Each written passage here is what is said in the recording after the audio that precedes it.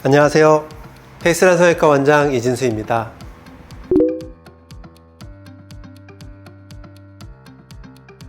매우 안타까운 경우라고 볼 수 있겠는데요. 재수술을 할 때 뭔가 수술이 미흡해서 하는 재수술은 수술의 결과가 매우 잘 나올 수 있는 경우라고 볼 수 있겠는데요. 반대로 필요 이상으로 많이 깎은 부분의 재수술은 사실은 재수술의 결과가 굉장히 미흡한 경우가 많이 있을 수 있습니다. 이유는 없어진 뼈를 다시 붙일 수는 없기 때문이고요.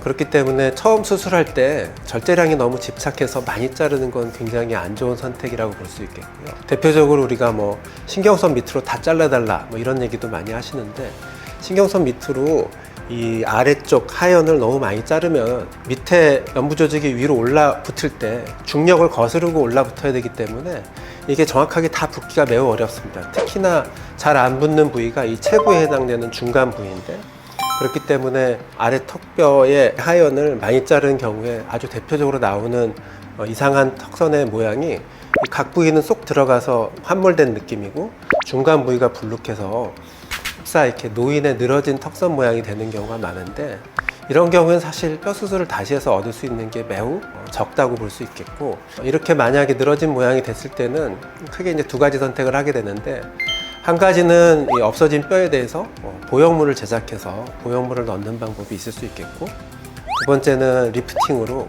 늘어진 부분을 실제로 거상이나 아니면 리프팅 시술로 덜 늘어져 보이게 하는 방법이 있을 수 있습니다. 또 윤곽 수술을 했는데 효과를 좀 적게 보거나 덜 봤을 때 안한 수술을 한번 고려해 보게 되는데, 대표적으로 양악 수술이 있겠죠. 약간 주걱턱 느낌이 있는 경우에 윤곽 수술로 효과가 적을 때는 턱선 자체 모양까지는 어떻게 못해도 다른 수술로 효과를 보는 부분, 특히 양악 수술로 얼굴형이 개선되는 효과를 보는 부분에 대해서 고려를 해볼 수가 있겠습니다.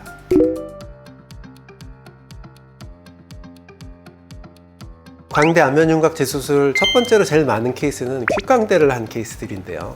퀵광대는 정식 수술 방법이 아니라 뭔가 약간 간단한 수술로 수술을 진행한 부분이기 때문에 제대로 된 효과를 보기가 매우 어렵습니다. 그래서 퀵광대를 하셨던 분들이 광대 효과가 적었다라고 이제 해서 오시는 분들이 많이 있고요. 두 번째로 많은 케이스는 요즘은 좀 적어졌지만 옛날에는 45도 광대만 줄이고 역광대를 안 줄이는 케이스들이 많았습니다. 그래서 얼굴이 45도만 줄고 옆이 여전히 넓어서 더 밋밋해졌다, 이런 얘기들을 많이 하시게 되는데, 이런 부분에 있어서는 이제 역광대를 다시 넣는 재수술로 효과를 볼 수 있기 때문에 이런 케이스들이 많았고요.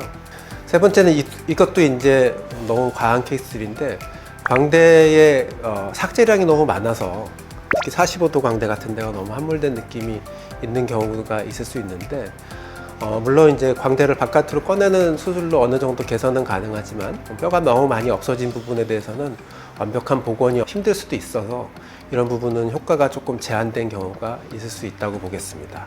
이런 것들이 대표적인 광대 재수술 사례라고 말씀드릴 수 있겠습니다. 안면윤곽 수술은 재수술이 매우 어렵고 또 효과가 제한되는 경우가 많습니다. 왜냐하면 한 번 없어진 뼈는 다시 생길 수 없기 때문입니다. 그래서 수술을 할 때 과한 욕심으로 너무 절제량을 많이 한다든지 수술의 양을 늘리는 거에 집착하는 건 재수술 자체도 힘들게 하는 아주 안 좋은 시도라고 볼 수 있습니다. 그래서 수술하는 양에 집착하지 말고 딱 필요한 만큼, 좋아지는 만큼에 대해서 고민을 하는 시간을 가져보도록 하는 게 좋지 않을까 생각합니다. 감사합니다.